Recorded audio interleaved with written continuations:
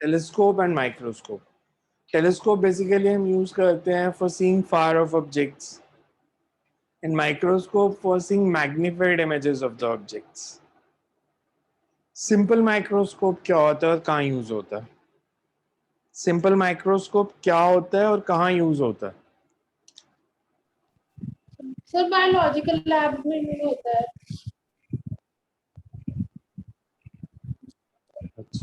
Simple microscope होता क्या है ये पता है? सर वो जैसे लेंस होता है वो काफी मतलब जैसे मतलब सिंपल माइक्रोस्कोप होता है मैग्नीफाइंग ग्लास. हाँ जी मैग्नीफाइंग बचपन ग्लास. में हाँ आपके पेंसिल बॉक्स के अंदर भी होता था अगर याद है तो. Single magnifying glass. बायो की लैब में कंपाउंड माइक्रोस्कोप यूज होता है. सिंपल माइक्रोस्कोप होता है जो घड़ी रिपेयर करने वाला वो अपनी आंख पे लगा लेता है, या आप लेंस जिससे खेलते थे कि आप सनलाइट को फोकस करके पेपर को जला सकते हो, पत्तों को जला सकते हो. That is simple microscope. It's a single convex lens and it's used to see the magnified images. जो लैब में यूज होते हैं दे आर कंपाउंड माइक्रोस्कोप्स. और टेलीस्कोप सिमिलरली दो तरह के, दो कॉन्फ़िगरेशंस में यूज होते हैं. One is normal adjustment where the image formed is at infinity, और दूसरा where the image formed is at least distance of distinct vision. तो अगर हम सिंपल माइक्रोस्कोप से शुरू करें, single convex lens.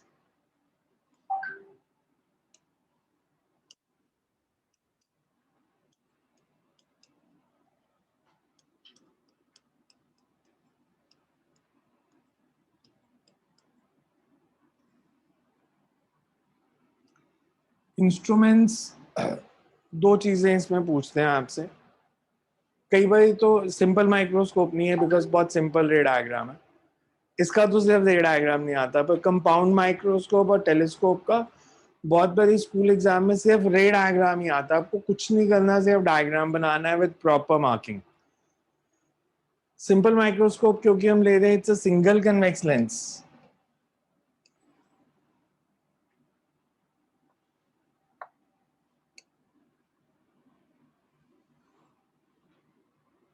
The object whose image is to be formed is placed between focus and optical center.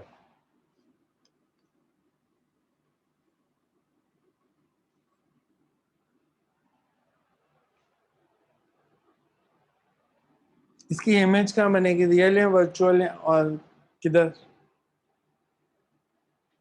इसकी image किधर बनेगी? If it's placed between focus and optical center. Virtual under है. एक रे पास करेगी सेंटर ऑफ कर्वेचर से and it goes undeviated.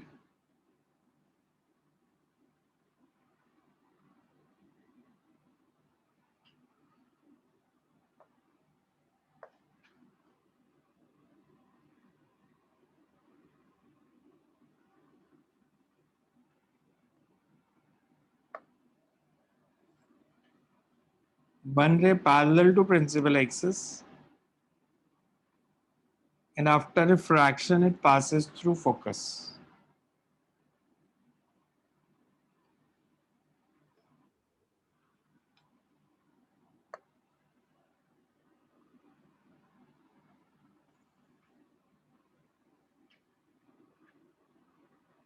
जहां पे दोनों रे मीट करेंगे that is the position of image.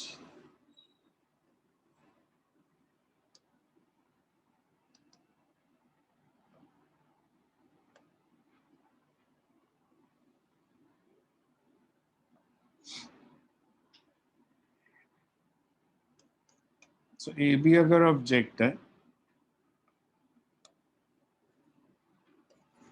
A dash B dash इसकी इमेज है. Object is placed at a distance of minus u. Its position is adjusted such that final image is formed at least distance of distinct vision. Least distance of distinct vision means 25 centimeter, because वहां पे human eye को सबसे clearly दिखेगा if your eyesight is okay. So final image is formed at least distance of distinct vision.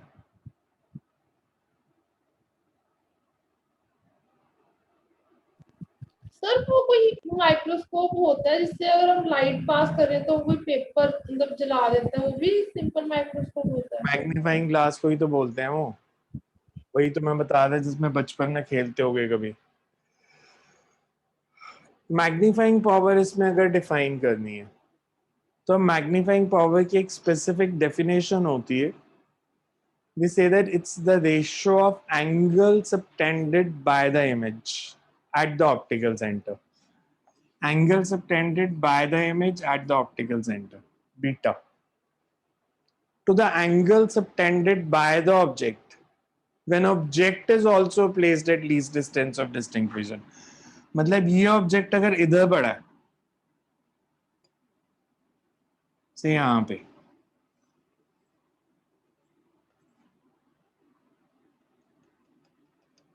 तो ये optical centre पे कितना angle subtend करेगा? This will subtend an angle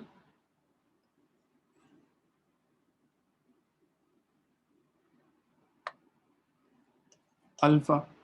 तो बीटा अपॉन अल्फा को हम बोलते हैं दैट इज मैग्नीफाइंग पावर। कि angle subtended by the image at C to the angle subtended by the object at C when object is also placed at least distance of distinct vision. तो अगर mathematically देखो we can say magnifying power is beta by alpha. If alpha and beta are small, this can be written as tan beta by tan alpha. Tan beta किसके equal होगा?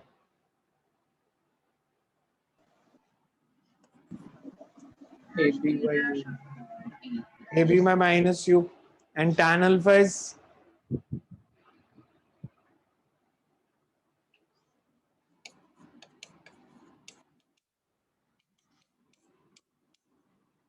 so it's d by u. Thin lens formula क्या था?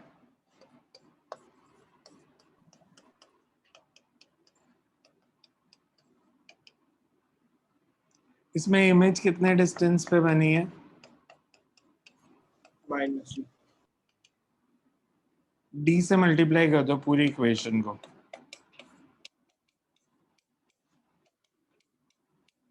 तो d by u किसके equal आ गया?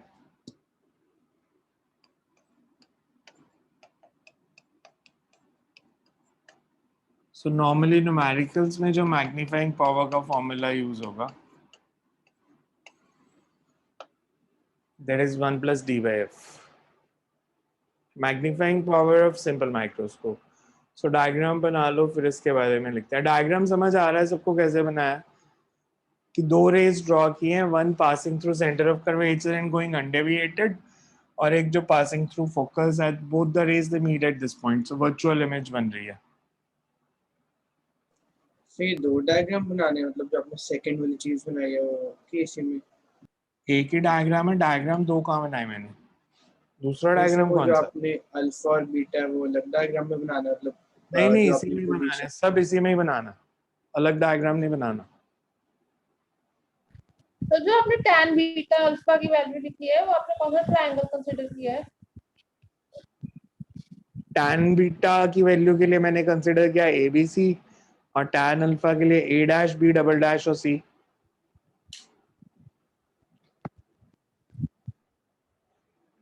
Because A dash B double dash और A B तो equal है ना, ऑब्जेक्ट को ही वहां प्लेस किया है, उसको ए डैश बी डबल डैश लिखा।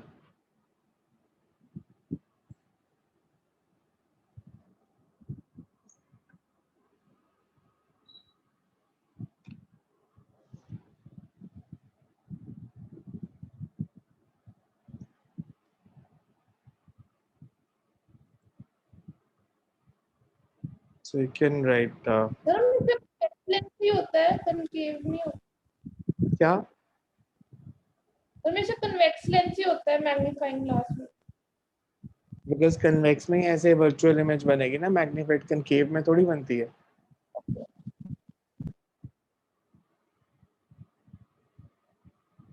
So you can write simple microscope. Simple microscope is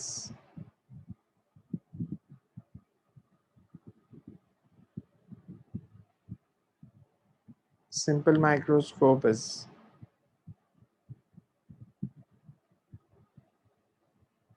a single convex lens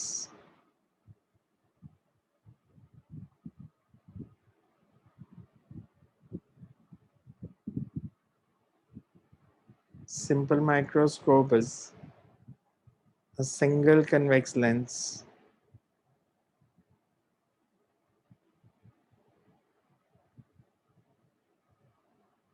and acts as a magnifying glass, forming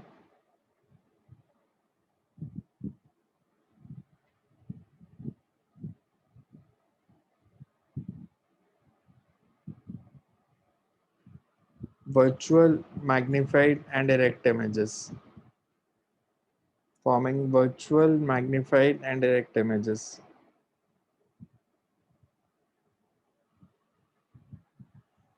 The object whose image is to be formed. The object whose image is to be formed is placed between focus and optical center.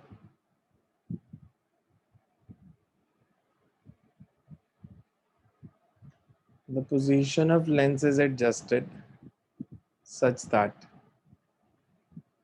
final image is formed at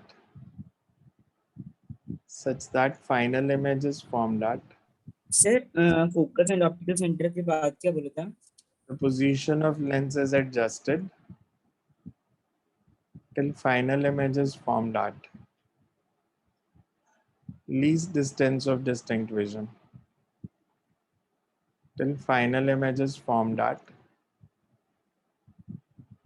least distance of distinct vision.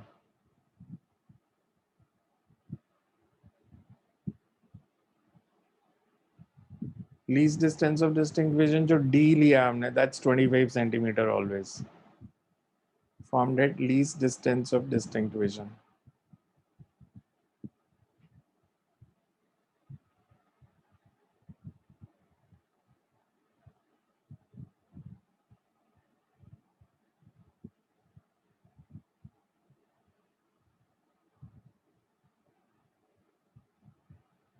Next paragraph में लिखो magnifying power.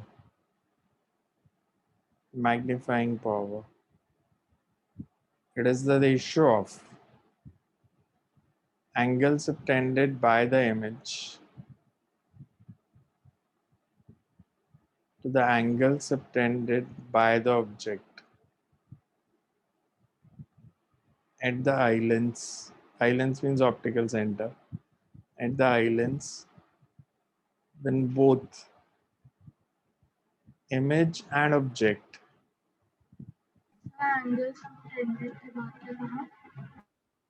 ratio of angle subtended by the image to the angle subtended by the object when both image and object are placed at least distance of distinct vision.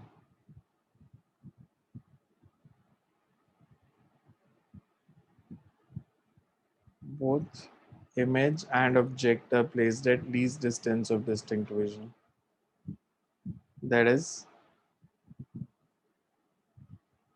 m is equals to beta by alpha. तो ये note कर दो सारा. ये 3 marks में पूरा ही आता है, इसमें सिर्फ रे डायग्राम नहीं आता.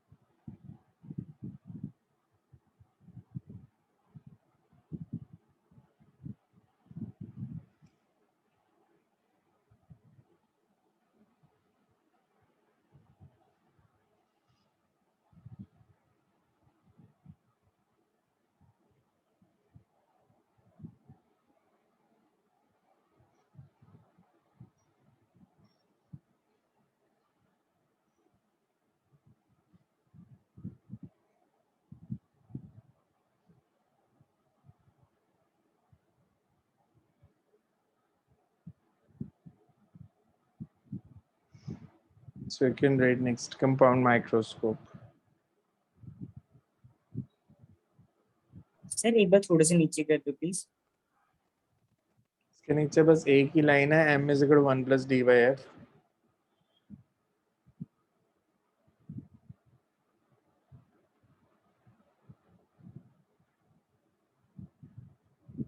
So you can write तो ये compound microscope. सिंपल माइक्रोस्कोप मतलब तभी मैग्नीफाई करेगा ना जब ऑब्जेक्ट एफ और ओ के बीच में हो. हाँ, बिकॉज तभी वर्चुअल इमेज बनेगी, नहीं तो वर्चुअल इमेज तो बनेगी नहीं. Sir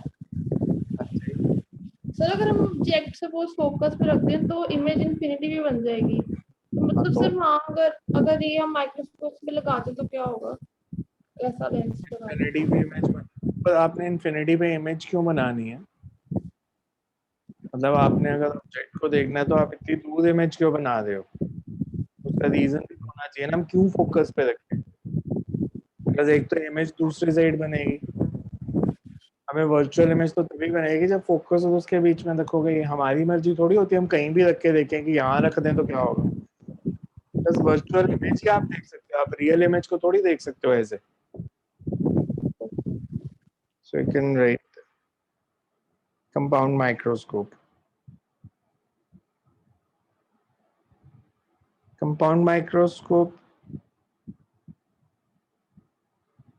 is a system of two lenses. The objective lens of small focal length and small aperture. Objective lens of small focal length and small aperture. And eye lens of relatively large focal length and aperture. Eye lens of relatively large focal length and aperture. Eye lens मतलब जिधर से देख रहे हैं वो eye lens, जिधर object पड़ा है वो objective. Eye lens of relatively large focal length and aperture.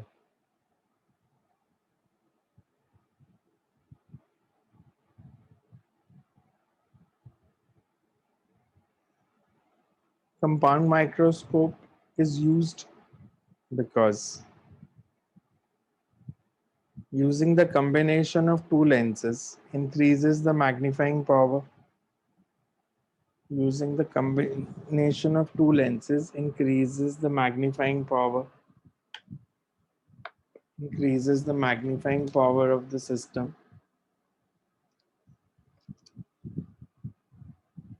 The object whose image is to be formed. The object whose image is to be formed is placed beyond focus. Is placed beyond focus of objective lens. Is placed beyond focus of objective lens.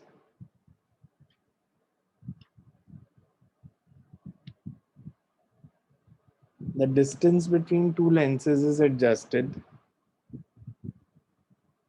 Sir focus of के बाद क्या बोला था, इस place ज्यादा focus place beyond focus of objective lens.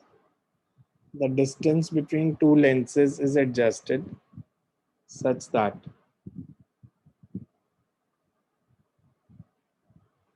real and inverted image of object is formed between focus of eye lens and its optical center.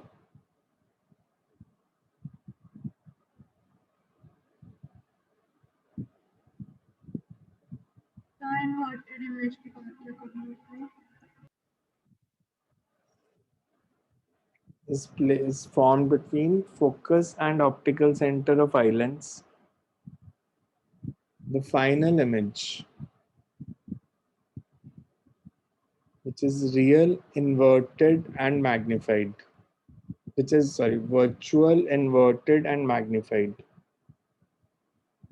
Virtual, inverted, and magnified is formed at least distance of distinct vision. Is formed at least distance of distinct vision from the eye lens.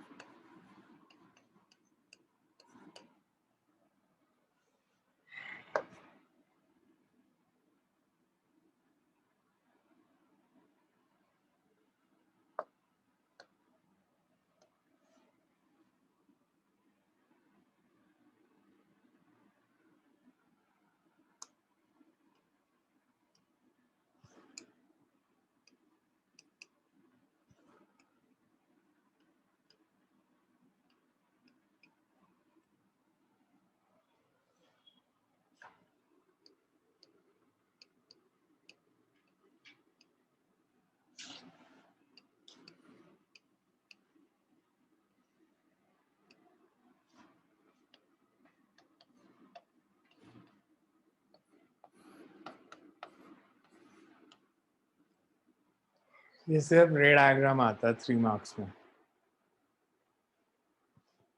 ध्यान से देखो, समझ में आ रहा है? पहले हमने object लिया ए बी, इसको बियॉन्ड फोकस रखा, इसकी रियल और मैग्नीफाइड इमेज बनी ए डैश बी डैश पे। This A dash B dash acts as object for eye lens, इसकी इमेज बनी least distance of distinct vision पे। ये जो बनाया है ये मैथमेटिकल डेरिवेशन के लिए बनाया है, जो ऊपर बनाया है ये डायग्राम मैथमेटिकली प्रूफ करने के लिए।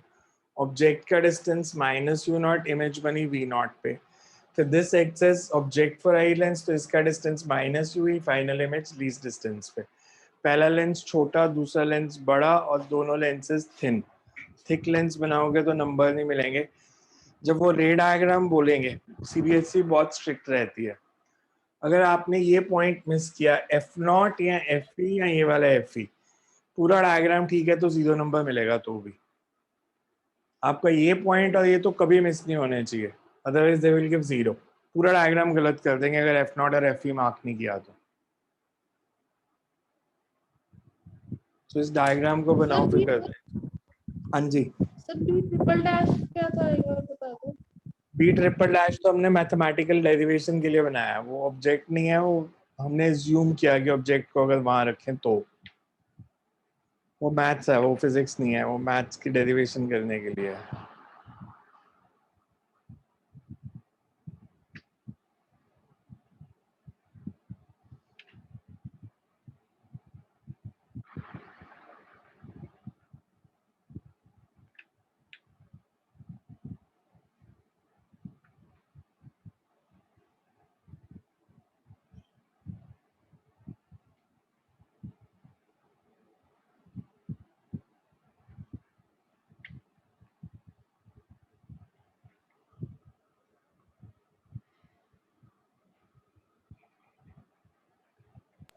तो जब हमें डायग्राम अगर आता है 3 मार्क्स में, तो फिर हमने सिर्फ रे डायग्राम बनाना ना, ये जो एंगल्स हैं वो तो नहीं। रे डायग्राम बनाना है, प्रेफरेबली पेंसिल से बनाना है और स्केल के साथ बनाना है, रफ नहीं बनाना।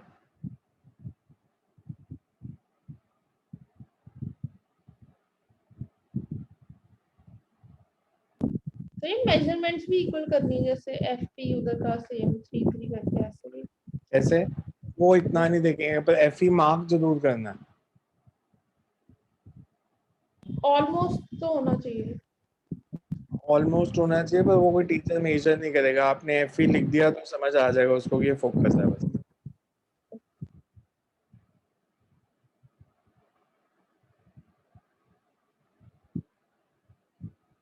जो सिचुएशन लग रही है, लगता नहीं कि आपका बोर्ड एग्जाम होगा इस बार भी।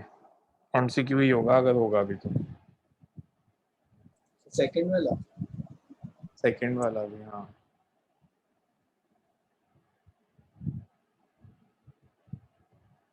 बिकॉज इंडिया में वैक्सीनेशन स्लो है। अगर आप इंडिया का डेटा देखो तो Kerala has again started rising.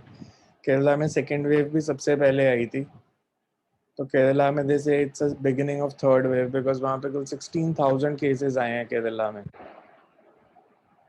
और इंडिया में भी मतलब पिछले 2 दिनों में केसेस 31,000 से बढ़ के फिर 41,000 पे पहुंच गए हैं। दिस इट्स अ बिगिनिंग, मतलब नॉर्थ ईस्ट में सेकेंड वेव अभी चल रही है और साउथ में थर्ड वेव शुरू हो गई, पता ही नहीं हो क्या रहा है। ऐसे चलता रहा तो मेरे को तो लगता नहीं आपके एग्जाम होंगे ऐसे, यहाँ स्कूल भी खुलेंगे।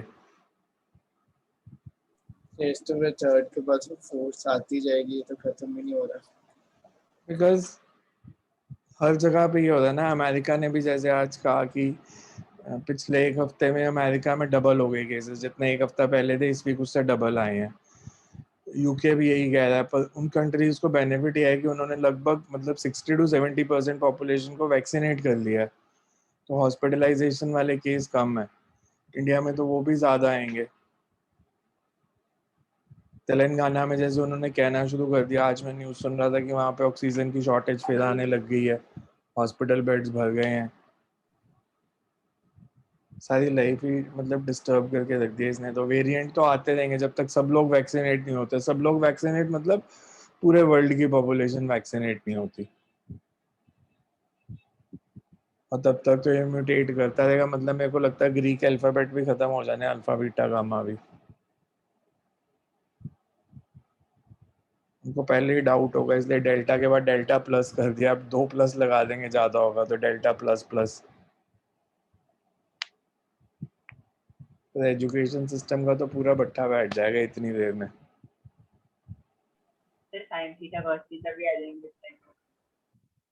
हाँ मतलब पता नहीं यार, ऐसा तो कभी किसी ने लाइफ में सोचा नहीं था ना, कभी ऐसे भी होगा कि घर बैठ के काम करना पड़ेगा या स्कूल ही नहीं जाएंगे बच्चे। आप तो मतलब बड़े हो, मेरे को लगता है कि आप इतने ज्यादा अफेक्टेड नहीं हो, बट वो ज्यादा अफेक्टेड तो वो फॉर्मेटिव ईयर्स वाले होते हैं, 4th 5th 6th।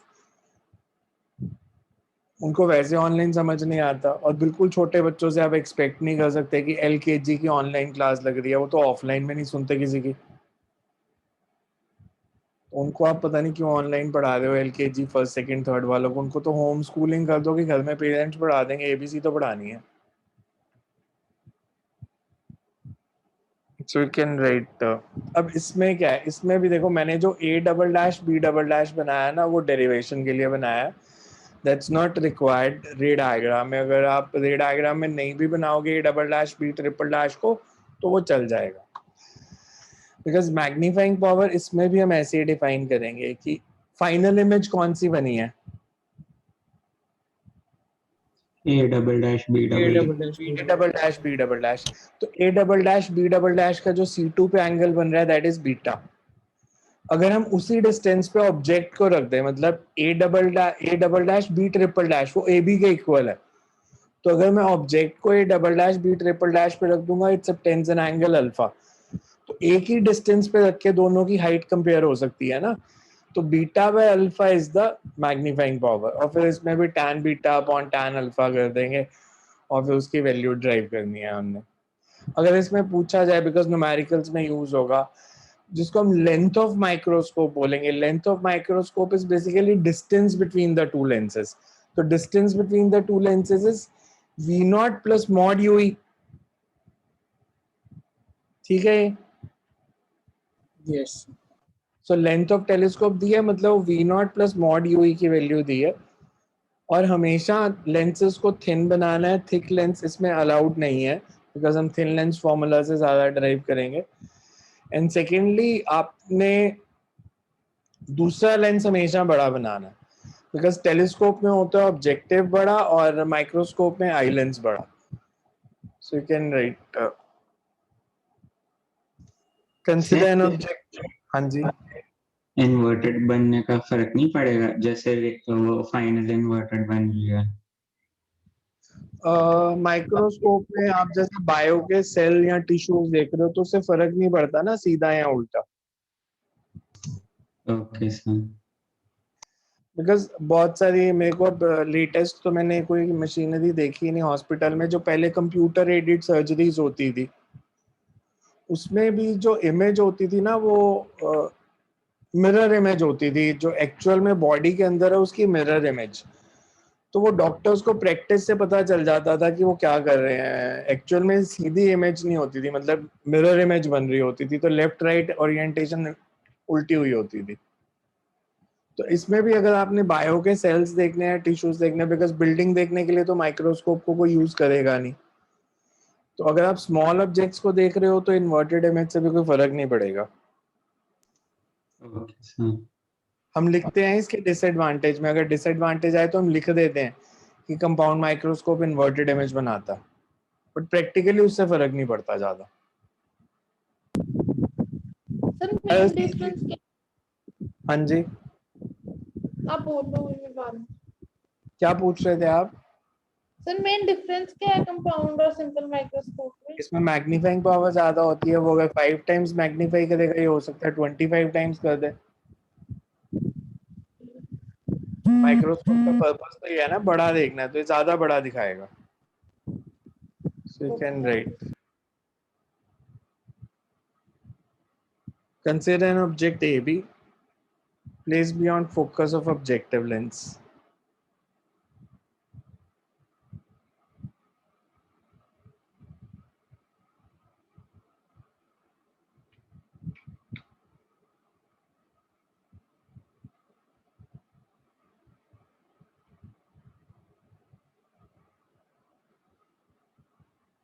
placed beyond focus of objective lens. Its image A dash B dash is formed between focus of eye lens and the optical center C2.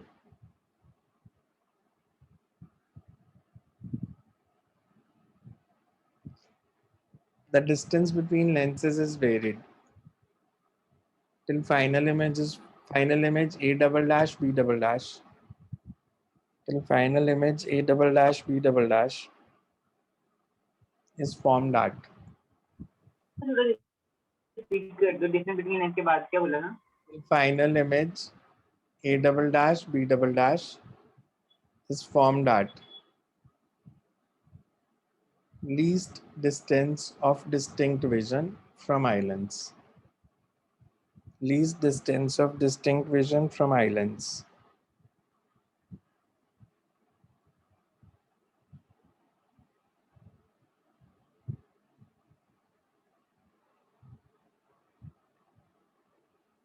Next paragraph में लिखो magnifying power. Magnifying power.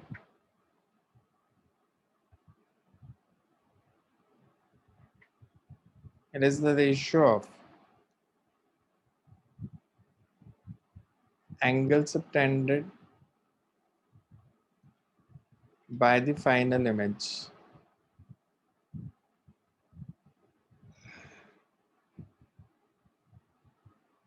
at islands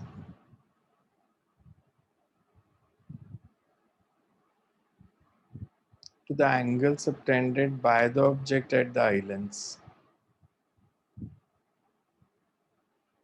The angle subtended by the object at the islands when both image and object are placed at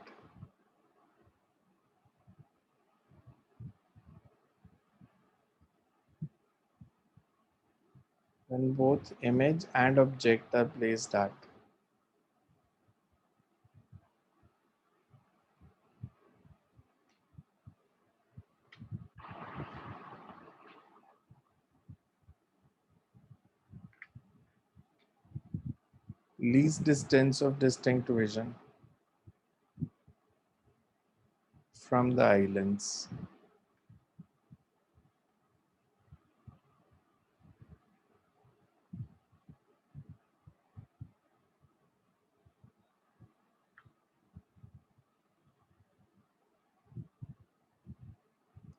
Least distance of distinct vision from the islands. There is m is equals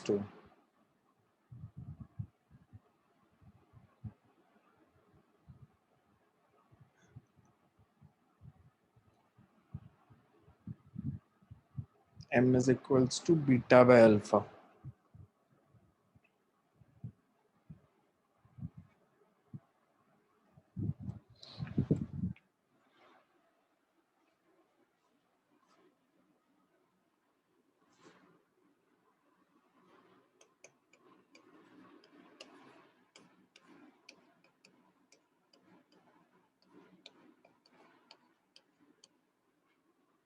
Tan beta is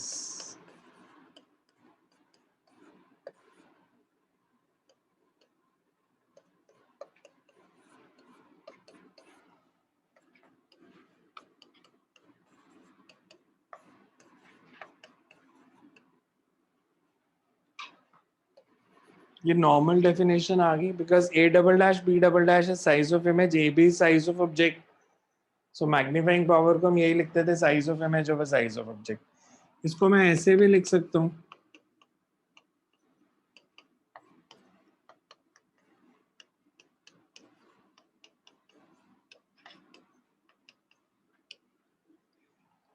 ये term क्या बनी A double dash B double dash over A dash B dash. A dash B dash क्या था object for islands. और ये image of islands तो मतलब ये मैग्नीफाइंग पावर ऑफ आइलैंड्स हो गई और इसको देखो तो ये magnifying power of objective lens होगी। मतलब जब दो लेंसेज ऐसे पड़े हो तो दोनों की मैग्नीफाइंग पावर मल्टीप्लाई हो जाती है कि अगर ये 2 टाइम्स मल्टीप्लाई कर रहा है, ये 5 टाइम्स कर रहा है, तो टोटल मैग्निफिकेशन 10 टाइम्स हो जाएगी। So it's m not into me। अब अगर मैं पहले से आप आई लेंस की बात करूं, आई लेंस के लिए ऑब्जेक्ट का डिस्टेंस कितना है?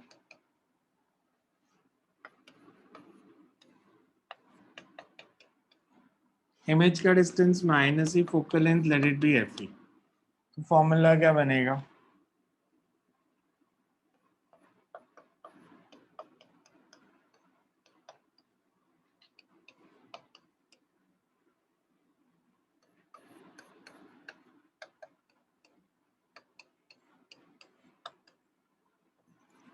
This is magnifying power of eye lens.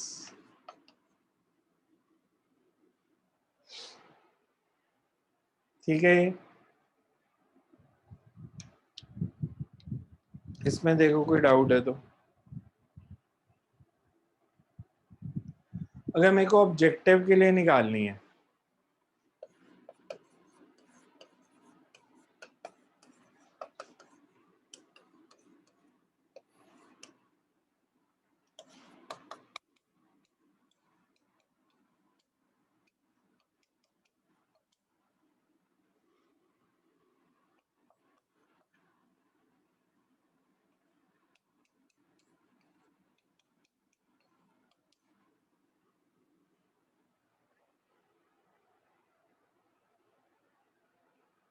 तो मैग्नीफाइंग पावर क्या होगी?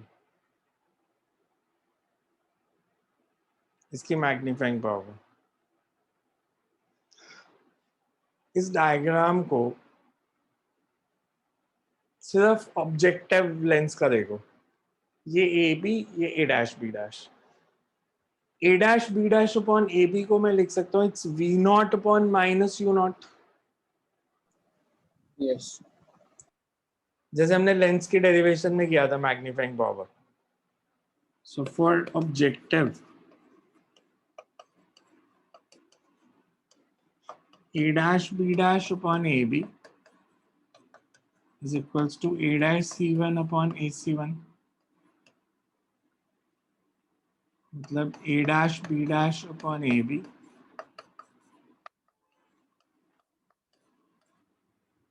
so टोटल मैग्नीफाइंग पावर कितनी होगी?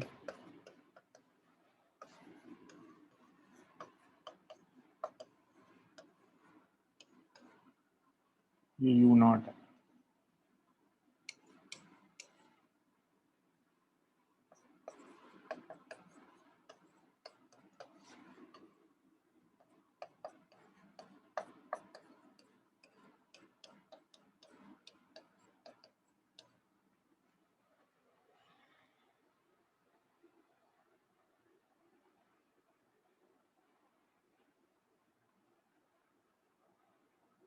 ठीक है, ये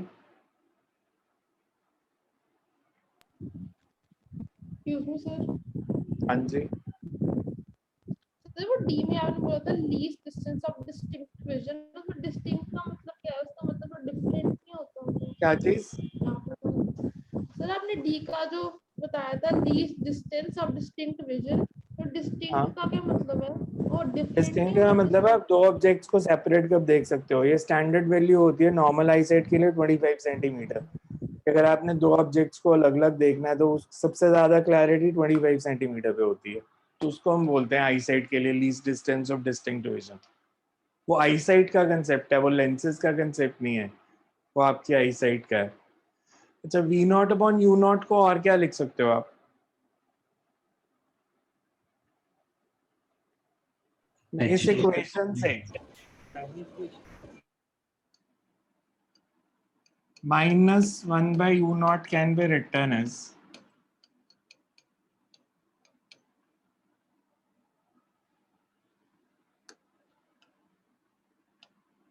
इसको ऐसे लिख सकता हूं,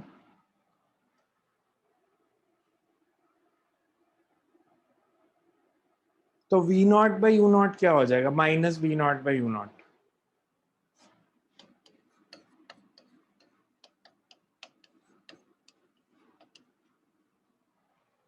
1 minus V naught by F naught. So magnifying power can also be written as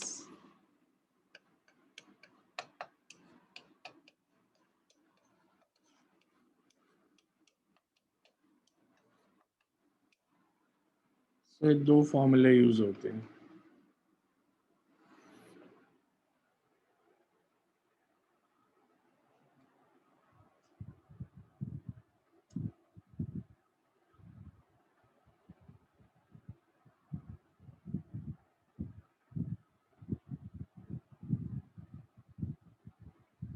So you can write इसके आगे नोट में लिख लो. For large magnifying power,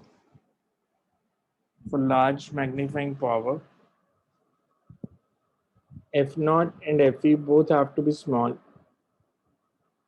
F naught and Fe both have to be small. And F naught is always less than Fe.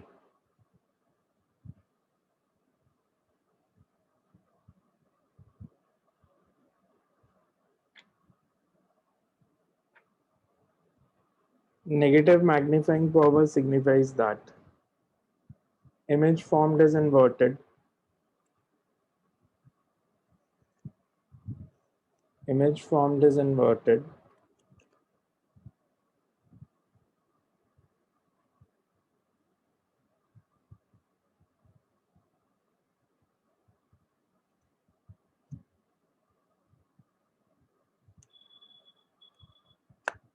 As next point, as small aperture is used for objective lens. As small aperture is used for objective lens, spherical aberration is missing. Spherical aberration basically होती है कि जो rays closer to the principal axis हैं और जो far off from the principal axis हैं, they converge at two different points. तो इसमें क्योंकि aperture small है इसलिए इसमें spherical aberration नहीं आएगी. As the aperture of the microscope is small, therefore spherical aberration is missing. Chromatic aberration हम किसको बोलते हैं? क्रोमैटिक. क्रोमैटिक साइंस क्या होती है? क्रोमोसोम्स की. किसकी? Chromatic science is science of colours. तो क्रोमैटिक एबरेशन इसमें से मेरे को बताओ, अगर लाइट पास करेगी तो फोकल लेंथ सारी कलर्स के लिए सेम होगी या अलग अलग? अलग अलग. क्योंकि डिफरेंट उसमें बैंड कर रिफ्रैक्टिव क्योंकि म्यू अलग अलग है, रिफ्रैक्टिव इंडेक्स अलग है, तो बेंडिंग भी अलग होगी. बेंडिंग अलग होगी तो डिफरेंट फोकल लेंथ आएगी. मतलब अगर मेरे पास एक ऑब्जेक्ट है जिसके डिफरेंट कलर्स यूज हो रहे हैं, तो उन सारे कलर्स के लिए फोकल लेंथ अगर अलग अलग होगी तो उनकी इमेज भी डिफरेंट जगह पे बनेगी. तो इस डिफेक्ट को, जिसके कारण मल्टी कलर्ड ऑब्जेक्ट की शार्प इमेजेस नहीं बनती, that is known as chromatic aberration. वो डिफेक्ट होता है लेंस में. उसको रिमूव करने के मेथड होते हैं, हम 12th में डिस्कस नहीं करते, but they can be removed using combination of lenses. So chromatic aberration हम कहते हैं different colours converging at different points, और स्फेरिकल एबरेशन बोलते हैं rays at different distance from principal axis converging at different point. तो small aperture के कारण spherical aberration तो नहीं है, बट क्रोमैटिक एबरेशन इसमें भी होगा. Different colours will converge at different points. So ये माइक्रोस्कोप की थ्योरी है. इसको पढ़ना कल जो करेंगे that will be telescope. Telescope के 3 केस करते हैं हम: नॉर्मल एडजस्टमेंट, फिर उसके बाद when final image is at least distance, और एक करते हैं 3 लेंसेज के साथ. फोर्थ जो है उसका थ्योरी बताऊंगा उसका, but again it's not in the board syllabus. Reflecting telescope या कैसेग्रेनियन और न्यूटोनियन टेलीस्कोप, वो रिफ्लेक्टिंग टेलीस्कोप होते हैं. हमारे सिलेबस में रिफ्रैक्टिंग ही है, सिर्फ लेंसेज वाले, मिरर्स वाले टेलीस्कोप नहीं है. बट एनीवेज उस पर कभी कभार क्वेश्चन आता है एमसीक्यूज में, तो हम उसको करेंगे रिफ्लेक्टिंग टेलीस्कोप को भी. सो आज वाली थ्योरी पढ़ के देख लेना. मेनली कंपाउंड माइक्रोस्कोप का रे डायग्राम एक बार खुद से बना के देखना बनता है या नहीं, बिकॉज मैथ्स इतना टफ नहीं है. डायग्राम बनाना आना चाहिए आपको खुद से. Excuse me sir. हाँ जी. सर इक्वेशन से तो लग रहा है लार्ज मैग्निफिकेशन के लिए एफ नॉट लार्ज होना चाहिए. कैसे? सर जैसे एफ नॉट बड़ा होगा तो v nought by f nought छोटा हो जाएगा, तो फिर 1 माइनस में वो वो मतलब ये वाला जो हमने केस किया है, अगर आप मतलब इसमें एफ नॉट न्यूमरेटर में जाएगा ना, f nought minus v nought upon f nought, तो ओवरऑल जब वैल्यू देखते हैं लेंसेज की, तो वो दोनों को स्मॉल रखना होता है। जैसे अगर आपको कई बार 4 लेंस दे दें ना, जैसे वो कहते हैं 1 सेंटीमीटर, 2 सेंटीमीटर, 5 सेंटीमीटर और 100 सेंटीमीटर, तो माइक्रोस्कोप के लिए कौन से? तो माइक्रोस्कोप के लिए बहुत छोटा भी नहीं यूज करना होता, बहुत बड़ा भी नहीं यूज करना होता, बीच वाले 2 लेंसेज यूज करने होते हैं। और टेलीस्कोप के लिए सबसे बड़ी फोकल लेंथ और सबसे छोटी फोकल लेंथ यूज करनी होती है। तो इसमें बेसिकली मॉडरेट होती हैं दोनों चीजें। तो जो मोबाइल का कैमरा होता है सर, वो मतलब उसमें कौन सा लेंस होता है, वो कॉम्बिनेशन वगैरह होता है? मोबाइल का जो कैमरा होता है that is digital magnification, that is not optical zoom. मतलब आप जब कैमरा लेते हो ना, तो उसमें 2 स्पेसिफिकेशंस होती हैं। One is rapid